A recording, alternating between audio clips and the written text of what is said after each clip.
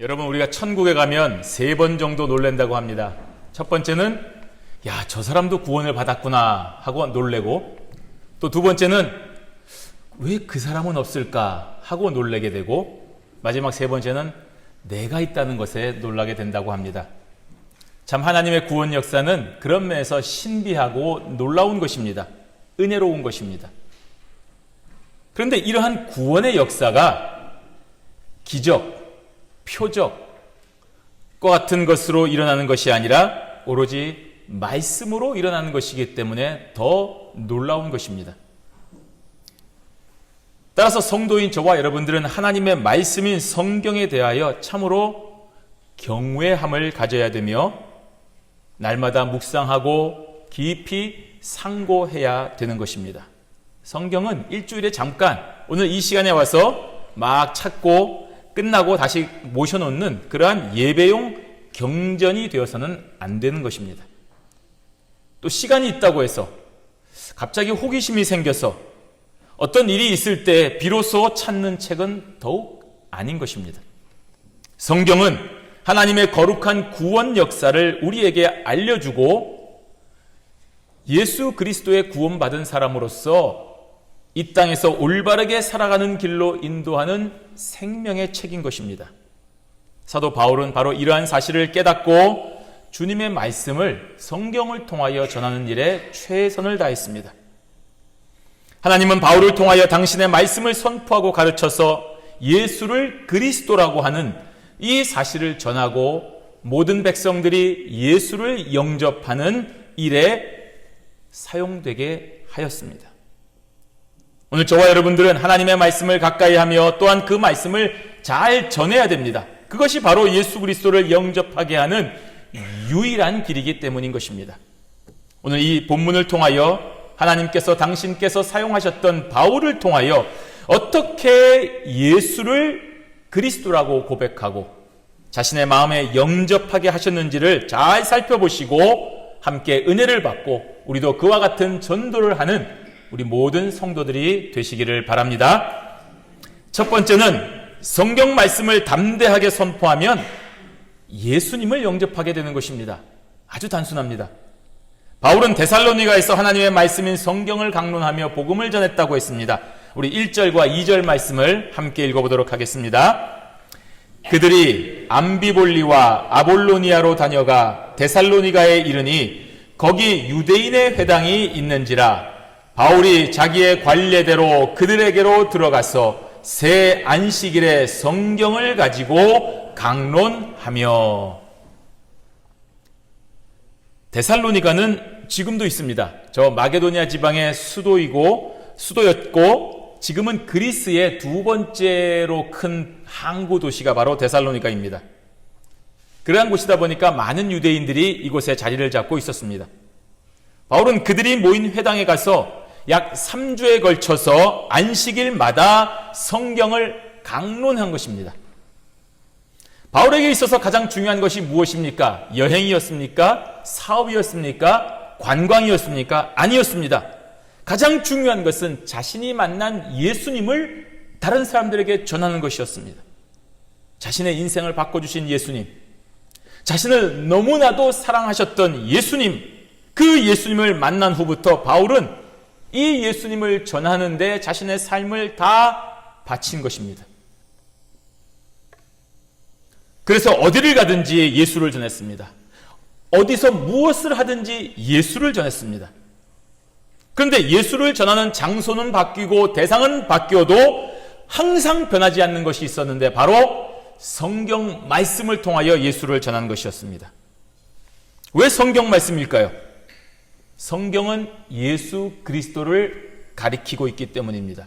창세기부터 말라기까지 모든 주제가 바로 메시아이신 예수 그리스도에 대하여 증거하고 있기 때문인 것입니다. 그렇기 때문에 바울은 항상 성경만을 선포하고 성경만을 강론하는 것입니다. 3절을 보십시오. 함께 읽습니다. 뜻을 풀어 그리스도가 해를 받고 죽은 자 가운데서 다시 살아나야 할 것을 증언하고 이르되 내가 너희에게 전하는 이 예수가 곧 그리스도라 하니. 오늘 바울이 복음을 전하는 대상은 유대인들입니다. 저들은 하나님의 존재를 믿는 사람들입니다. 또 하나님께서 보내시겠다고 하신 메시아, 그 약속하신 메시아에 대한 소망을 가지고 있는 사람들입니다. 그렇기 때문에 지금 바울은 유대인들이 그토록 소망하는 메시아가 바로 오셨고 예수이심을 믿게 해주는 데 초점이 있는 것입니다. 근데 문제가 한 가지 있는데, 그 예수님이 가장 비참한 십자가에서 죽었다는 사실입니다. 바로 이 사실 때문에 유대인들은 예수님을 메시아로 받아들일 수가 없습니다. 메시아로 오셨는데 메시아가 죽으면 되겠습니까? 안 되는 것입니다. 그것도 십자가에서 죽었습니다.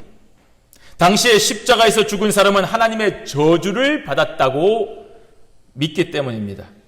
그래서 바울은 예수를 전하면서 가장 먼저 그리스도가 죽으셔야만 한다라는 사실로부터 시작하는 것입니다.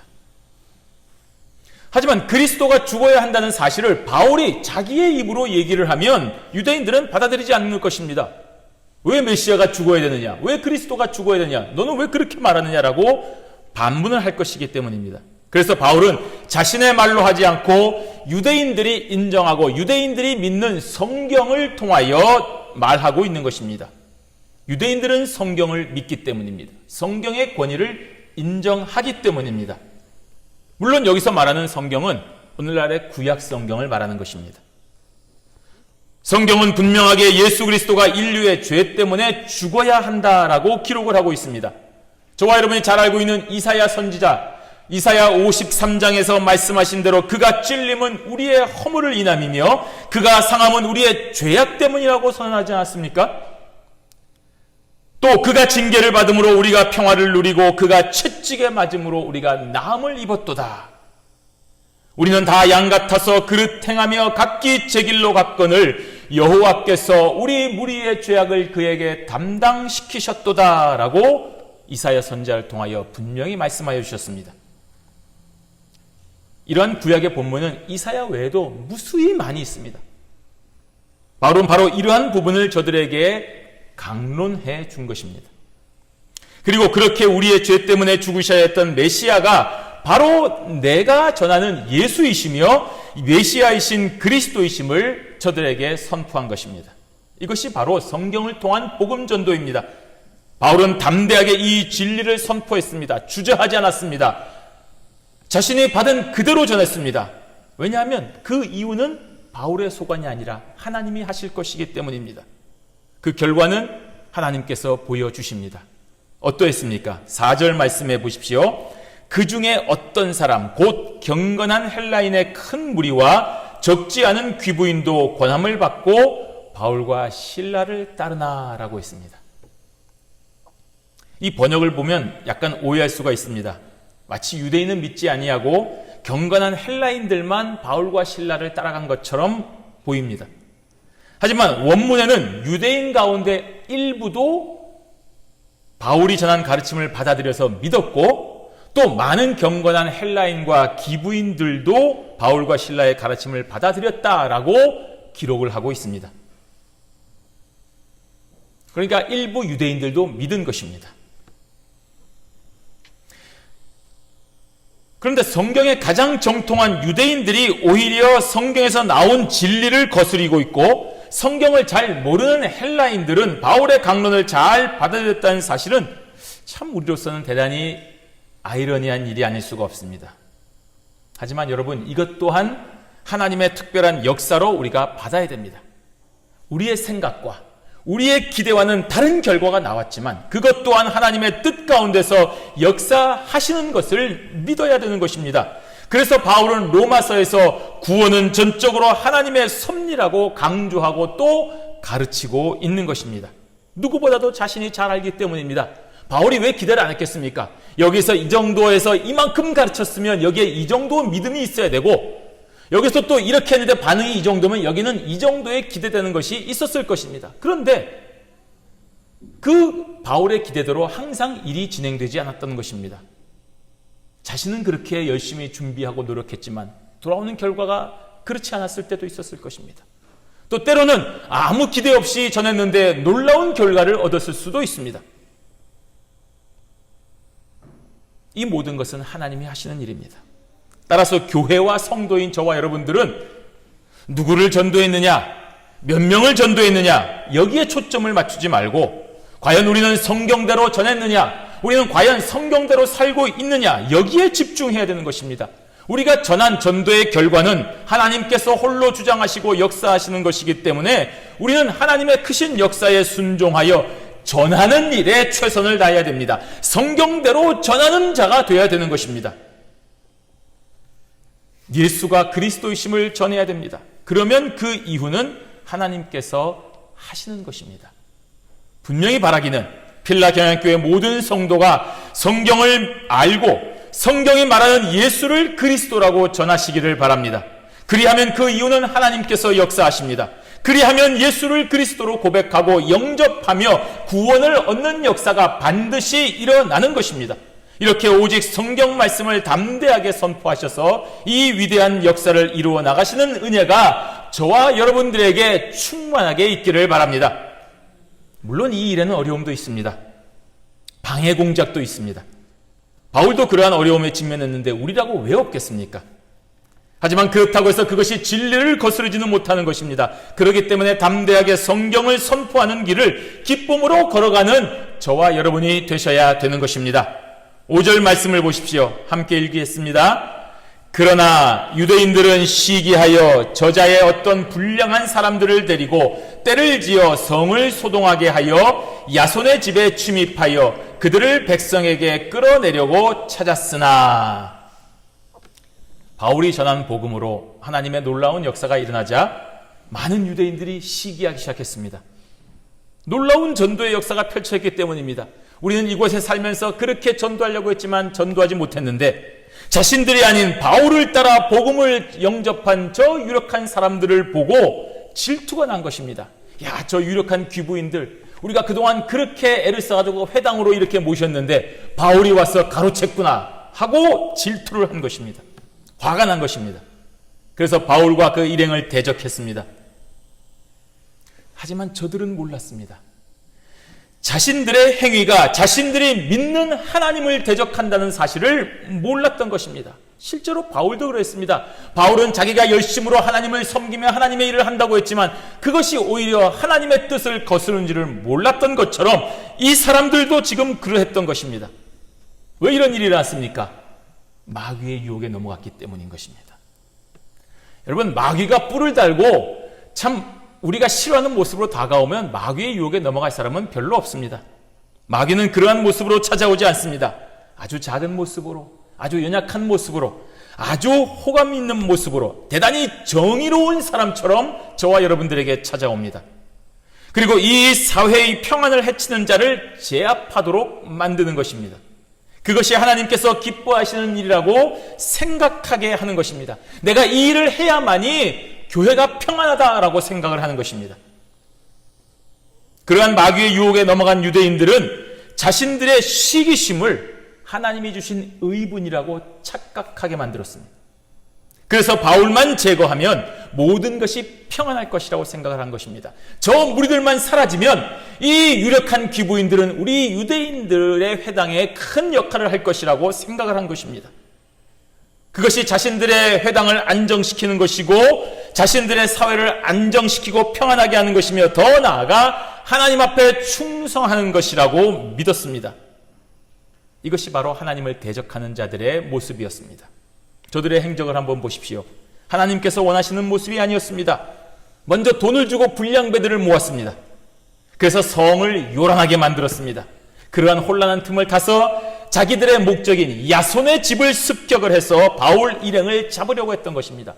그냥 몰려가서 야손의 집에서 바울 일행을 잡으면 모양새가 이상하니까 사람들 돈 주고 사가지고 온 성을 요동하게 만들어서 그 틈을 타가지고 야손의 집에 침입하여 바울 일행들을 잡아내려고 했던 것입니다. 대단히 계획적이고 치밀하게 움직였습니다. 자신들의 목적 달성을 해서 이렇게 수단과 방법을 가리지 않는 것입니다. 이것이 마귀에게 사로잡힌 자들이 보이는 아주 전형적인 모습인 것입니다. 그렇게 했는데도 바울을 잡지 못하자, 자신들의 계획이 성공하지 못하자 때를 쓰기 시작했습니다. 6절과 7절 말씀 함께 읽습니다.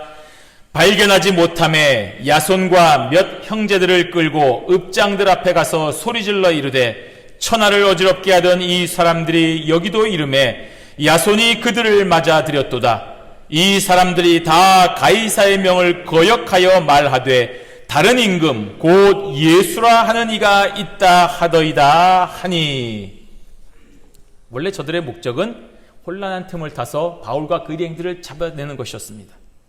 그런데 그 목적을 이루지 못하자 야손과 그 형제들을 잡아서 고발했습니다. 그 고발 제목은 두 가지입니다. 첫째 고발 제목은 복음을 전하는 전도자들을 향하여 천하를 어지럽게 한다라고 했습니다.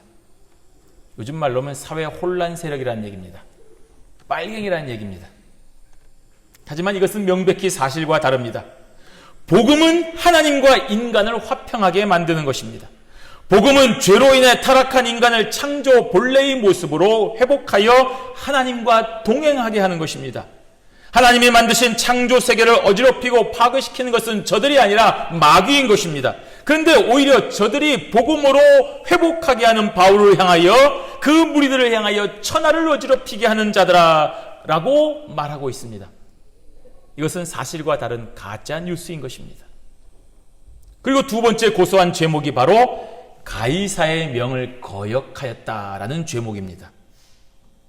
이것은 로마 제국에 대한 반역죄를 저질렀다는 것입니다. 실로 엄청난 죄목입니다. 하지만 이것 또한 사실이 아닙니다. 신자는 하나님의 나라를 위해 사는 사람들입니다. 그러나 동시에 이 땅에서도 각자의 처한 환경에 따라 저와 여러분에게 있는 이 땅의 권세를 인정하고 성실하게 살아가고 있지 않습니까? 그리스도인은 이 땅에서도 최선을 다해 각자의 의무를 성실하게 감당하고 있습니다.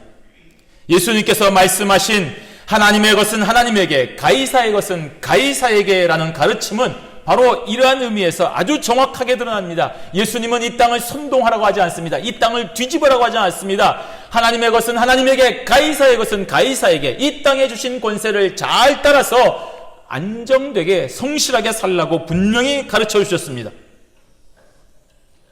그렇기 때문에 신자는 결코 이 땅에서 반역자가 될 수 없습니다. 하나님을 경외하기 때문입니다. 정직하게 성실하게 누구보다도 최선을 다해서 살아가는 자들이 바로 신자입니다.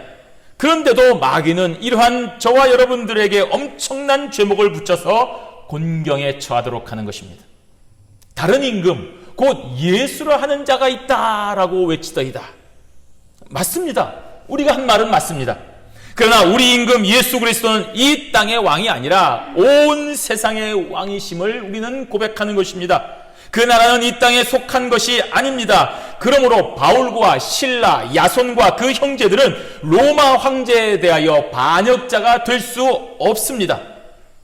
하지만 시기, 질투, 악독이 가득한 유대인들은 기어코 로마의 법을 이용하여 신자를 가두어 버리고자 하는 것입니다. 물론 하나님의 법과 이 세상의 법이 충돌하면 신자는 당연히 하나님의 법을 따르게 됩니다.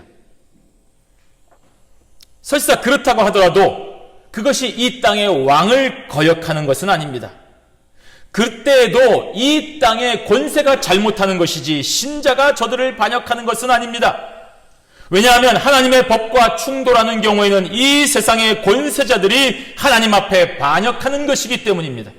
저들은 주어진 이 세상을 하나님의 뜻과 하나님의 질서에 합당하게 다스려야 될 책임으로 그 권력을 하나님으로부터 부여받은 것입니다. 그 일을 하라고 권세를 받은 것입니다. 그런데 그 주어진 권세로 하나님의 뜻과 반대되는 일을 행한다고 한다면 하나님으로부터 책망을 받는 신세가 될 뿐입니다.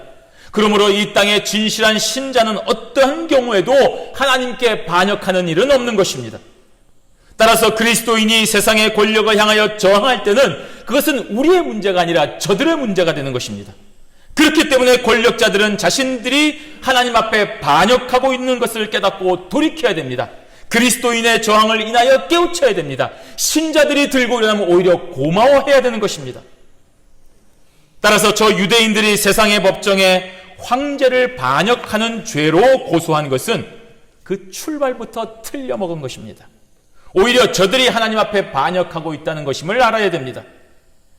그렇기 때문에 신자인 저와 여러분들은 이러한 때도 결코 두려워하지 마시고 담대하게 하나님의 말씀대로 살아가는 믿음이 있어야 됩니다. 그러한 믿음이 우리를 담대하게 만드는 것입니다. 그러면 모든 것이 합력하여 선을 이루는 하나님의 섭리를 체험하게 되는 것입니다. 눈앞의 관리를 두려워하지 마십시오. 로마의 황제를 무서워하지 마십시오. 저들은 하나님으로부터 우리를 위하여 잠시 그 권세를 이양받은 하나님의 허락하에 있는 종에 불과한 것입니다. 8절과 9절 말씀 함께 있습니다. 무리와 읍장들이 이 말을 듣고 소동하여 야손과 그 나머지 사람들에게 보석금을 받고 놓아주니라. 좀 이상한 느낌 안 드십니까? 황제에 대한 반역죄로 고소하였습니다. 그래서 그 무리와 읍장들이 이 말을 듣고 소동을 했습니다. 난리가 났습니다. 그런데 야손과 그 나머지 사람들에게 보석금을 받고 놓아주는 것으로 사건이 종결되었습니다. 뭔가 좀 지금까지 우하고 일어나는 분위기상에서 이들이 매를 맞고 쫓겨나거나 감옥에 갇히거나 사형을 당하거나 그래야 될 것 같은 분위기인데 뜻밖의 보석금을 내고 풀려나는 것으로 끝. 하나님의 특별하신 섭리가 작용한 것입니다. 그러므로 신자는 내일 일을 염려하지 말아야 되는 것입니다. 이미 일어난 일도 하나님께서 이렇게 보호하여 주셔서 끝내주시는데 아직 일어나지 않은 일들에 대하여 저와 여러분들이 걱정하고 내가 이렇게 살다가는 어떻게 할까? 내가 이렇게 살면은 저 사람들이 나중에 나를 핍박할 터인데 라고 위축되는 것은 신자의 모습일 수가 없다는 말입니다. 오히려 신자는 이 세상이 하나님의 뜻을 따라 올바르게 살아가도록 깨우치는 선지자의 역할을 감당하는 것을 알고 당당해야 됩니다. 이 땅의 정치가들이, 이 땅의 위정자들이 성경 말씀에 반대되는 정책을 펼칠 때 반대해야 됩니다. 저들에게 경고해야 됩니다. 이렇게 살면 이 세상이 망할 수밖에 없다는 사실을 선포해야 되는 것입니다. 저항해야 되는 것입니다. 저들이 하나님 앞에 반역하고 있다는 사실을 알려주어야 되는 것입니다. 성경 말씀을 통하여 저들의 삶을 깨우쳐줘야 되는 것입니다. 그리고 그 이후에 일어나는 모든 일들에 대해서는 하나님 앞에 철저하게 맡기고 오직 성경 말씀대로 담대하게 전하는 저와 여러분이 되셔서 예수가 그리스도이심을 영접하고 구원을 받는 이 위대한 일에 모두 다 쓰임을 받는 저와 여러분들이 되시기를 주님의 이름으로 축원합니다. 두 번째로 성경 말씀을 깊이 상고하면 예수님을 영접하게 됩니다. 이렇게 데살로니가에서 핍박을 받은 바울 일행은 베레아로 이동하게 됩니다. 베레아는 데살로니가에 비해서 좀 외진 곳입니다. 조그마한 도시였습니다. 신변의 위험이 비교적 없는 곳이라고 판단하여 데살로니가 교인들은 바울 일행을 이곳으로 피신케 한 것입니다. 하지만 바울과 그 일행은 그곳에서도 복음을 전했습니다. 때를 얻든지 때를 못 얻든지 하나님의 말씀을 전하는 바울의 모습에서 우리는 진정한 성도의 모습을 발견하게 되는 것입니다. 10절 말씀 함께 있습니다. 밤에 형제들이 곧 바울과 실라를 베레아로 보내니 그들이 이르러 유대인의 회당에 들어가니라. 유대인의 회당에 들어갔다고 했습니다. 여러분, 이거 쉬운 일 아닙니다. 바로 조금 전에 동족들에 의하여 그렇게 모진 고초를 겪었고 황제에 대한 반역죄로 고발을 당해서 죽을 수도 있었습니다. 불과 조금 전에 데살로니가에서 그러한 일을 당했는데 베레아에 와서 좀 쉬고 좀 동향을 살펴봐도 되는데 가장 먼저 회당을 찾았습니다. 이방인의 유력한 장소를 찾아서 복음을 전할 수도 있는데 유대인들의 회당을 찾았습니다. 그만큼 바울은 동족에 대한 사랑이 넘쳐났습니다. 가장 먼저 유대인에게 그 이후에 헬라인에게 전하겠다는 이 원칙을 훼손하지 않았던 것입니다. 이것은 명백히 바울이 자기의 삶을 빚진 자로서의 심정으로 살고 있기 때문인 것입니다. 이것이 바울의 존재의 의미이기 때문입니다. 이것을 훼손하고 자신은 다른 삶을 살 수가 없는 것입니다. 내가 그리스도인인 것을 기억하고 살아야지 그리스도인을 감추고 돈을 많이 벌고 그리스도인을 포기하고 권력자로 사는 것이 무슨 의미가 있겠습니까? 바울은 그렇게 사는 것은 의미가 없다고 본 것입니다. 이처럼 신자는 세상의 주변의 위험과 악의에도 불구하고 본래의 사명을 절대로 포기해서는 안 됩니다. 무슨 일을 만나도 예수가 그리스도이심을 고백하고 예수가 그리스도이심을 전해야 되는 것입니다. 그것이 전도자입니다. 신자입니다. 이 사명을 잊어버리고 사는 것은 우리의 본질을 포기하는 것입니다. 축구 선수가 축구를 그만두고 살면 무슨 의미가 있겠습니까? 학자가 연구하는 일을 그만두고 살아가면 무슨 학자이겠습니까? 연기자가 작품 활동하지 아니하고 살아간다면 그것이 무슨 연기자이겠습니까? 살아있으나 죽은 자입니다. 신자인 저와 여러분이 예수가 그리스도이심을 드러내기를 포기하는 것은 나를 구원하여 주신 예수 그리스도를 배반하는 것입니다. 떠나는 것입니다. 죽은 자가 되는 것입니다. 바울은 어떤 경우에도 예수 그리스도를 떠나지 않았습니다. 다메섹 도상에서 딱 한 번 본 예수 그리스도를 죽을 때까지 잊어버리지 않은 것입니다. 이러한 충성과 열정이 바울을 베레아에서도 유대인의 회당으로 인도하게 한 것입니다. 이것이 진정한 사랑입니다. 나 같은 사람과 결혼하여 한평생 도와준 내 배우자를 향하여도 정절과 의리를 지키는 것이 사람과 사람 사이의 미덕인데, 하물며 죄에서 구원하여 주시고 일방적으로 우리를 사랑해 주신 그 놀라운 사랑을 받은 우리가 주님의 사랑을 잊어버리고 주님의 사랑을 또 배반하는 것을 어떻게 사랑이라고 말하겠습니까? 돈 때문에 그 사랑을 배반합니다.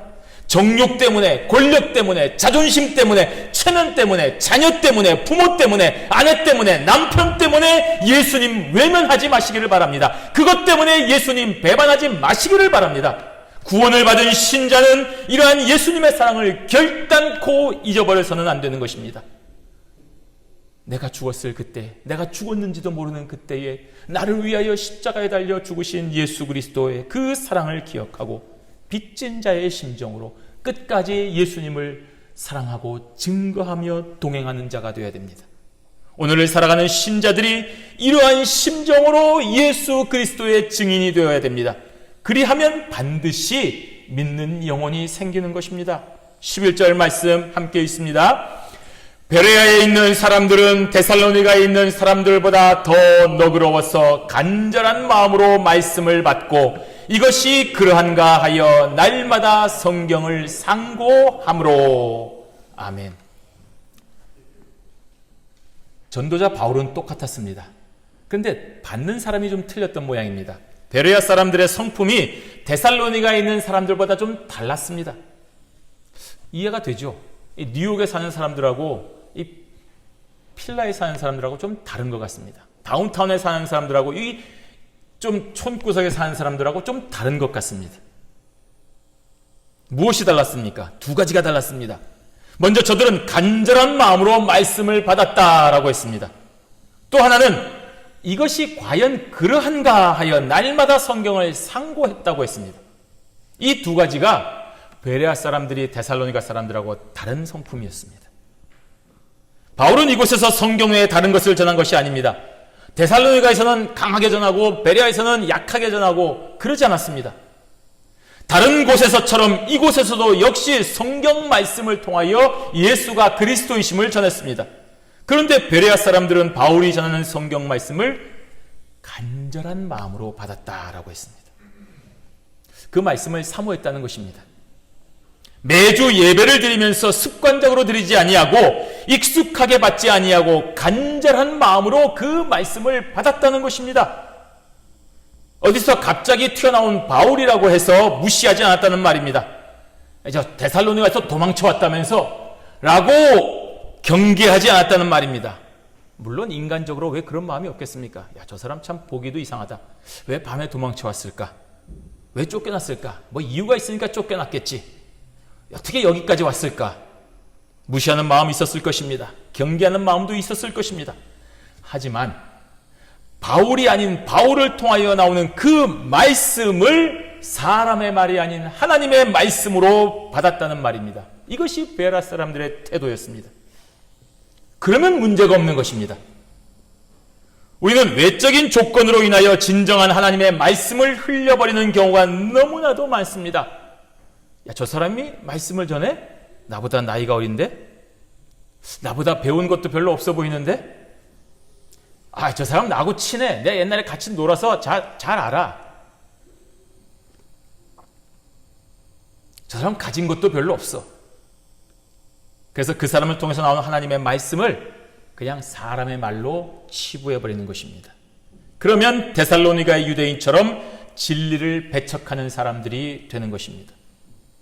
하지만 오늘 베레아에 있는 유대인들처럼 바울의 말을 그 외적인 조건과 여러 가지 환경에도 불구하고 그 입에서 나오는 말을 사람의 말이 아닌 하나님의 말씀으로 여기고 간절히 받을 때에 놀라운 은혜를 받는 것입니다.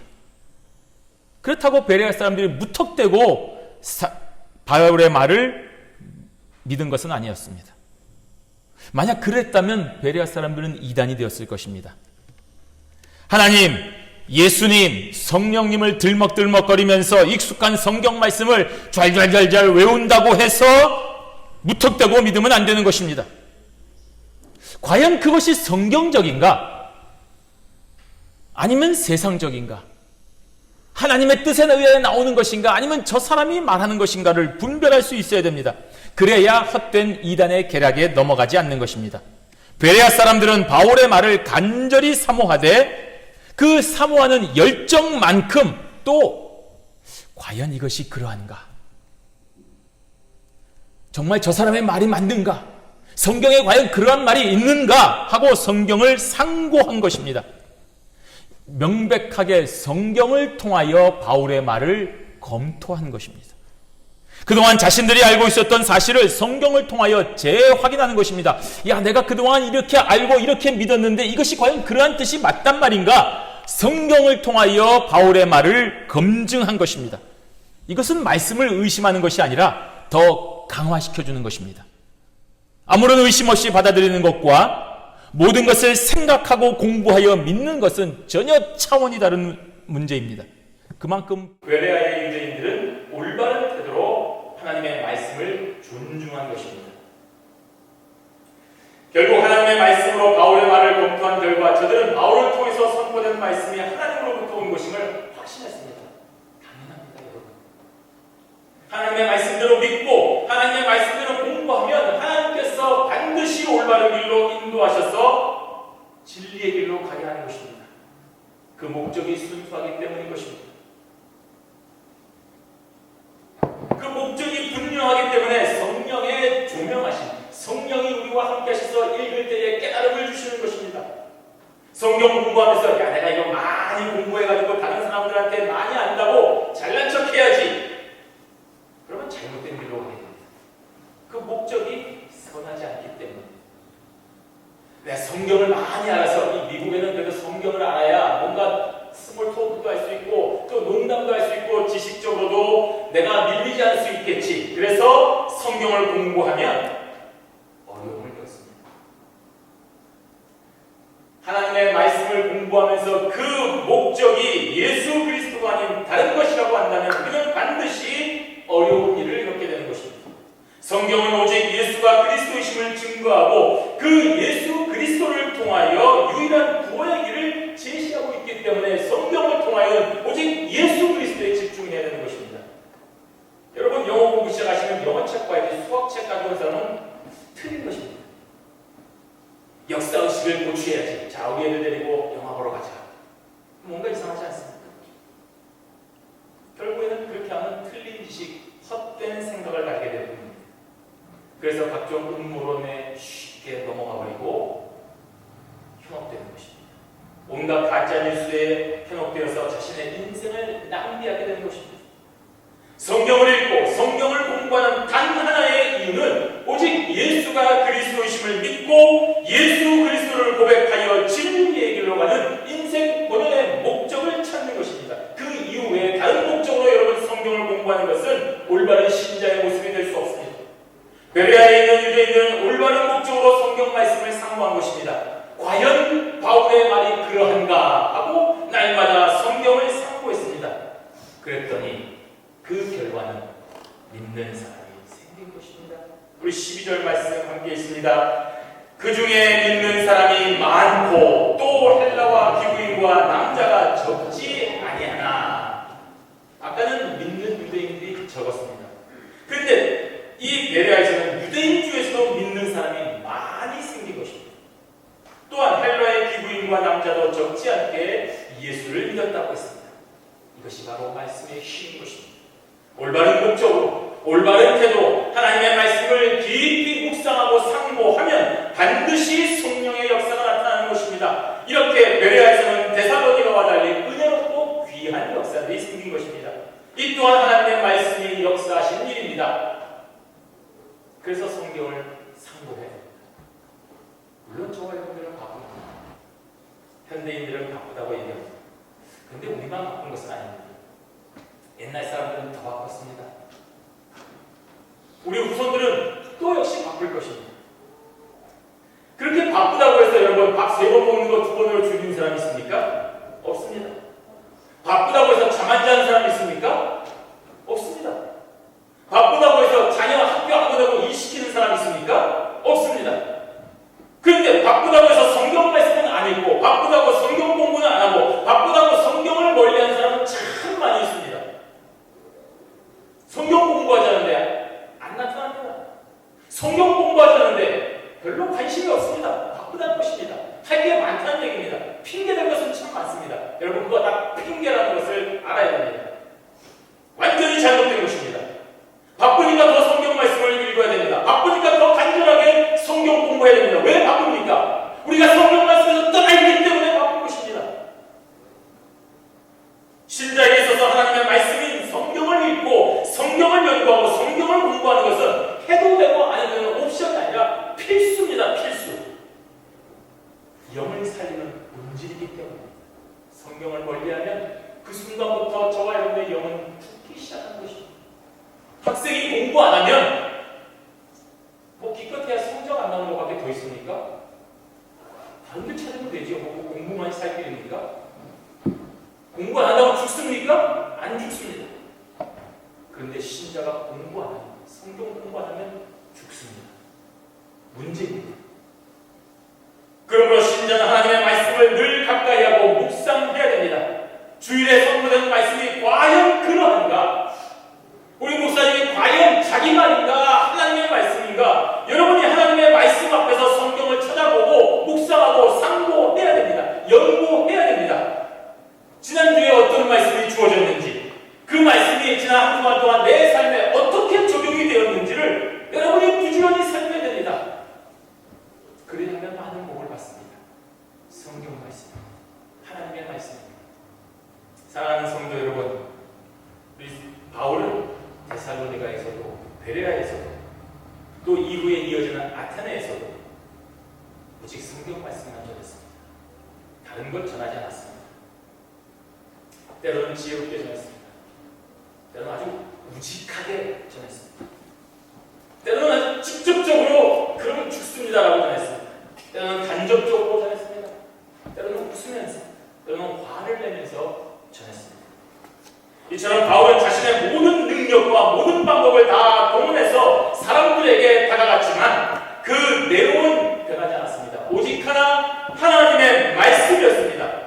그렇게 바울이 담대하게 하나님의 말씀을 선포한 결과 하나님의 능력이 임했습니다. 하나님의 섭리가 나타나는 것입니다. 하나님의 뜻이 이루어졌습니다. 예수를 그리스도라고 믿고 영접하고 고백하여 믿는 무리들이 생긴 것입니다. 이것이 하나님의 역사인 것입니다. 바울은 데살로니가에서, 베레아에서, 아테네에서, 골로새에서, 고린도에서, 로마에서, 빌립보와 또 다른 여러 곳에서 복음을 전했습니다. 장소는 바뀌고 사람은 바뀌어도 환경은 변화도 변하지 않는 것은 바로 하나님의 말씀이었습니다. 그렇게 전해진 하나님의 말씀은 예수를 그리스도로 고백하게 하고 예수를 나의 구주로 영접하는 결과를 가져왔습니다. 이것이 하나님의 역사인 것입니다. 오늘도 전 세계에서 하나님의 말씀이 모든 민족, 모든 백성들에게 선포되고 있습니다. 그 선포되어진 말씀은 오직 하나, 예수가 우리의 구주이심을 전하는 것입니다. 예수를 믿어야 구원을 받는다는 것을 믿게 하는 것입니다. 그리고 하나님의 선하신 뜻은 이 선포되어진 말씀을 통해 역사되어서 택한 백성들이 믿는 결과를 오늘도 가져오게 하고 있습니다. 이 위대한 하나님의 섭리를 따라 여러분 각자에게 맡겨진 그 사명의 장소에서 오직 하나님의 말씀을 날마다 묵상하고 공부하셔서 예수를 그리스도라고 고백하는 이 하나님의 역사에 모두 다 동참하는 모든 성도들이 되시기를 주님의 이름으로 축원합니다.